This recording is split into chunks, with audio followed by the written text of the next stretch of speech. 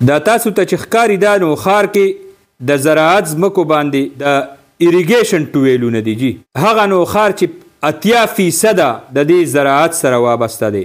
مطلب دا دی په سلو کې 80 کسان د نوښار هغه زمیندارۍ سره وابسته دي. د زمیندار ترقي دا ده دا په سپینه جامه کې غلا را روان نسلونه هم د زمیندار تباه و برباد. ځمکې بنجرې مخامخ تاسو ته ښکاري دا بنجرې ځمکې دې ته وایي وایټ کالر کرایم.